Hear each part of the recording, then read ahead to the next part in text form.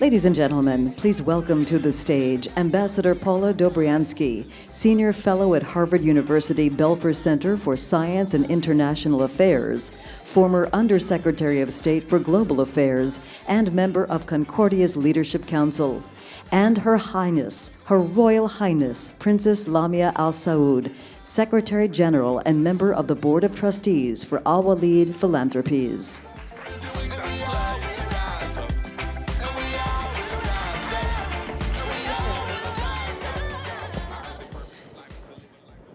Good afternoon, everyone. Your Royal Highness, Princess Lamia, we're very pleased that you're here at Concordia, and we're looking forward to a very robust exchange with you. Let's begin with talking about your foundation, the Alwaleed Foundation.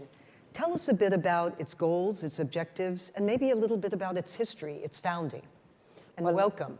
Thank you very much. Thank you very much for having me. It's such a great honor to be here with you tonight. Well, our foundation is the philanthropic arm of His Royal Highness Prince Alwaleed bin Talal. He started it from 38 years ago. The same year he started the Kingdom Holding Company. Our foundation is working in over 160 countries around the world. We focus in 4 main focus areas, which is community development, goes under it, health, education, infrastructure, and nuclear energy. Also, we're a heavy supporter for women and youth empowerment. Of course, it's well known that His Royal Highness Prince Alwaleed was a very strong believer in the ability of women in Saudi Arabia long ago.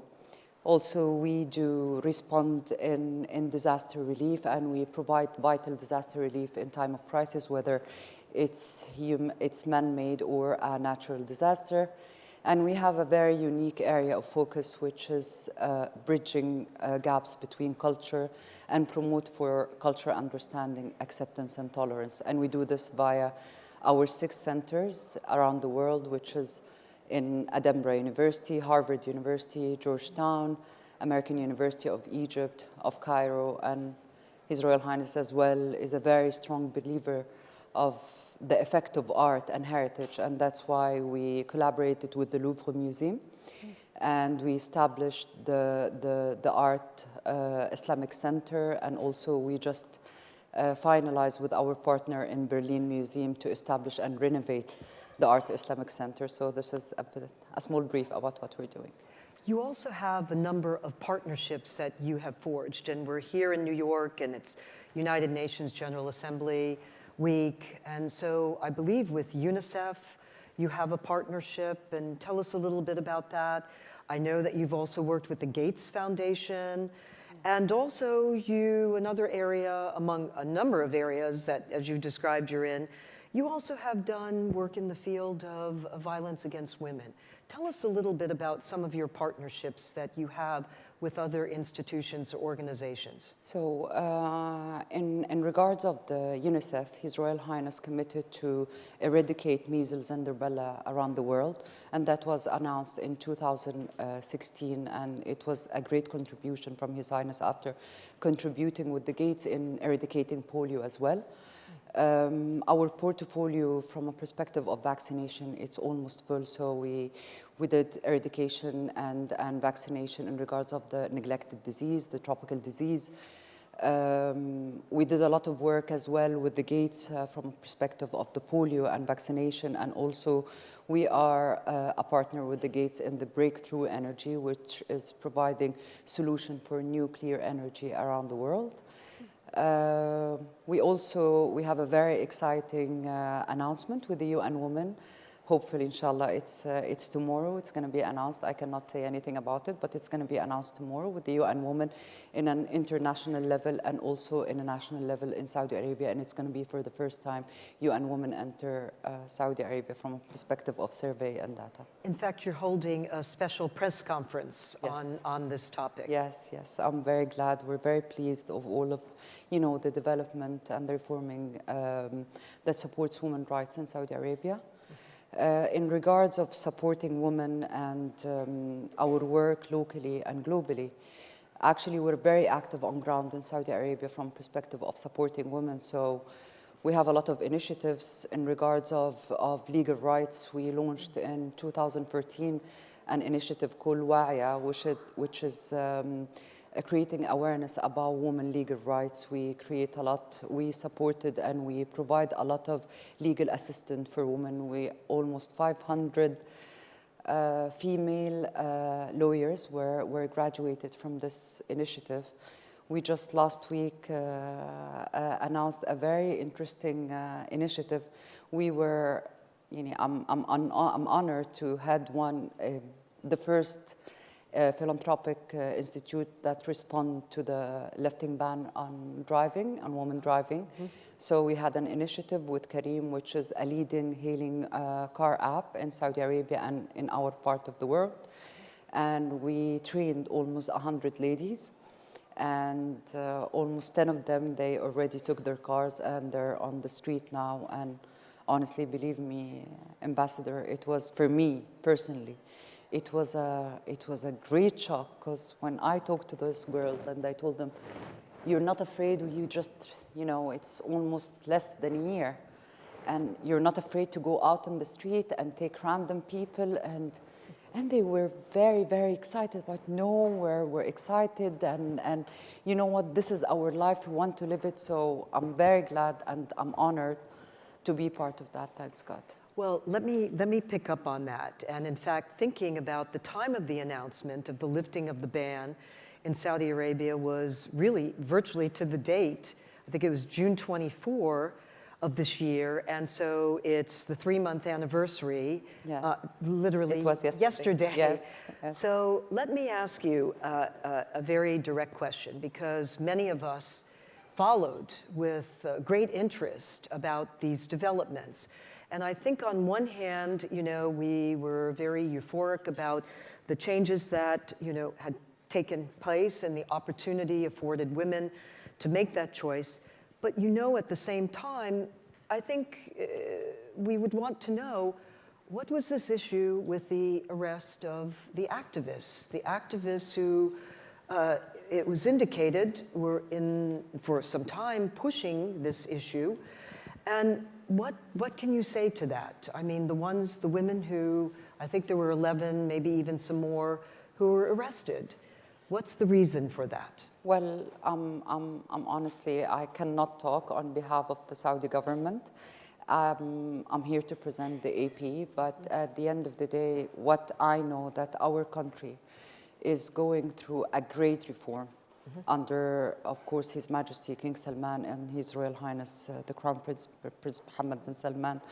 Well, actually, yesterday I was in the 2030 event, and the head of the World Bank said something very interesting. He was urging youth to force them to do whatever best for youth, but it's the voice of youth. And we're very lucky, and we're very, I'm very pleased that our government is turning into a youth government, that it reflects what the next generation wants. So definitely we have a lot of culture and we have a lot of aspects in this regard, but we didn't start from the same starting point as other. So we have a lot in our community that, guide us along the way. I know we're a very small country, a young country, we're 88 years old. But at the end of the day, I'm very proud of what we reached, and we still have a long way to go.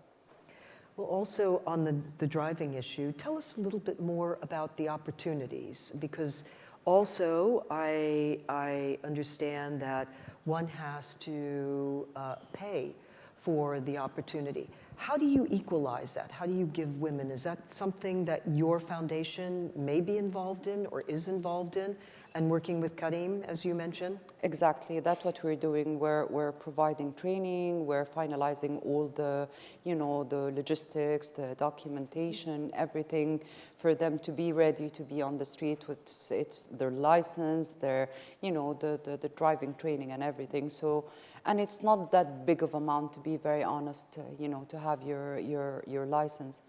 And the most important thing that it's not about, this is a very important thing to say.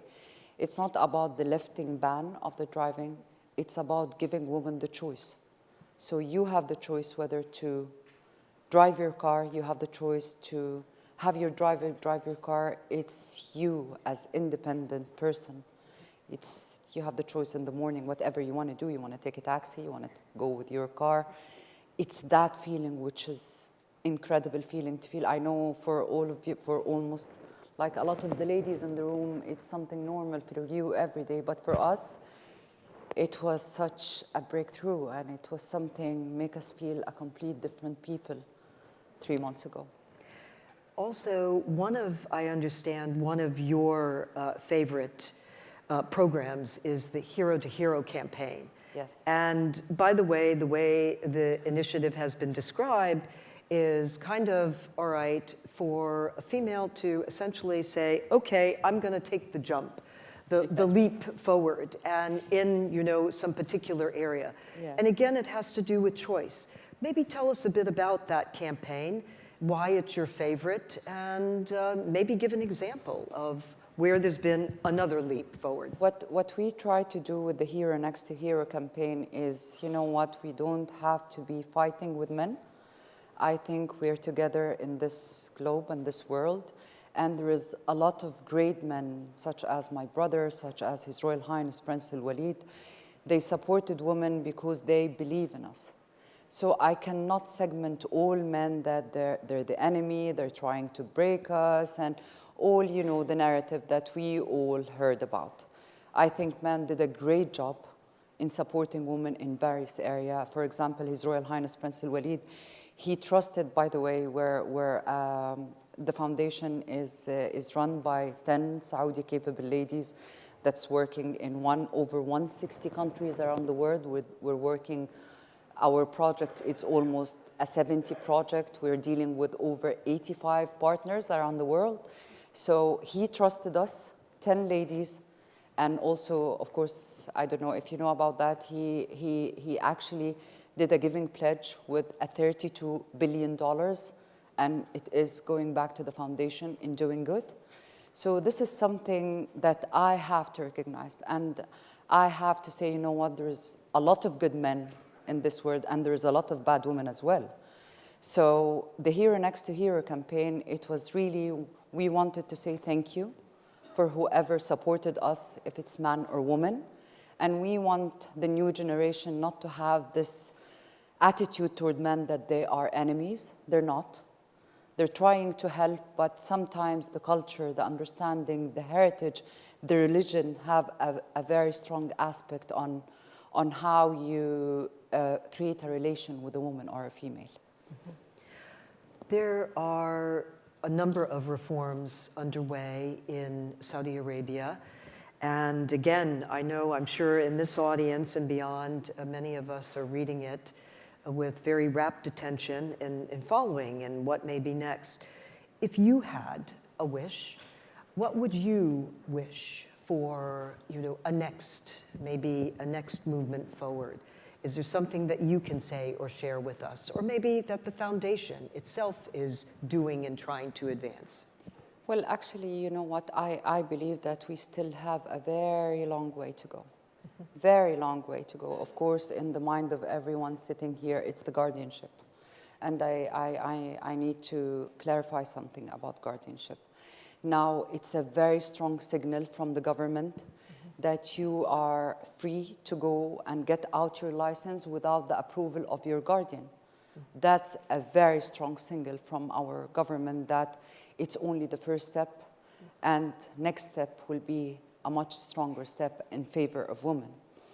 My wish for the upcoming generation is to understand what we've been through as past generation, and believe me, as I told you before, I'm not the perfect example because I had a very supporting family, and they understand. I was graduated not from Saudi Arabia, from outside. I had the privilege to learn and communicate with people and understand more about this world than the border of Saudi Arabia. But you know what, there's a lot of people been there and suffered, and there's a lot of drama, there's a lot of miseries there.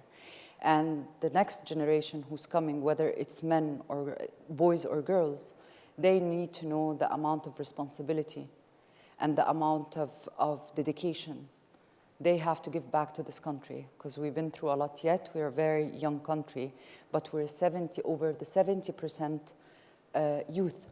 So we're a very young country from perspective of age and even population. And they are the future, so we're depending on them on a lot of things. So I wish and I call them to be up to the challenge, because it's not an easy one. And I think the world is looking into Saudi Arabia, in specific women, and I think we have a great caliber. They should be out there to speak about themselves. I know that you're here in New York because of also the special announcement tomorrow, but you're also here at Concordia. And I will say this very proudly, being part of the Leadership Council of Concordia and being affiliated with Concordia. Concordia is very much known as advancing public-private partnerships, trying to pair up different organizations and thinking of different ways that one can work together and go forward.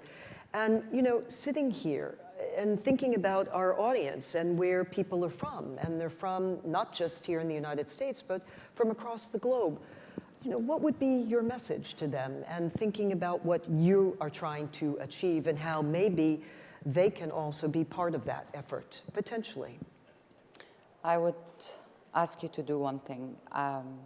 Stop judging the Saudi Arabian community and the Arab community, because there is a lot of aspects that we've been through and we've been raised on. And if you would like to know more about us, now it's open, the touristic visa, it's open, and you're more than welcome to come to our country and to understand more about our people, more about our culture. Yes, we've been marked before as a lot of names, and I don't think this is fair.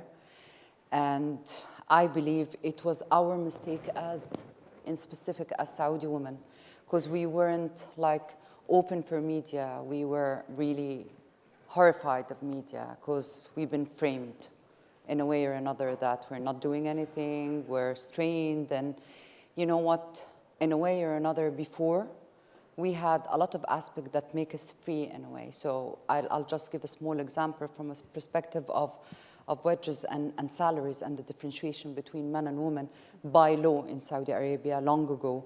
If me and a gentleman going to the same job, and I proved that that gentleman is receiving by 1 riyal more salary than me, I can sue ministries.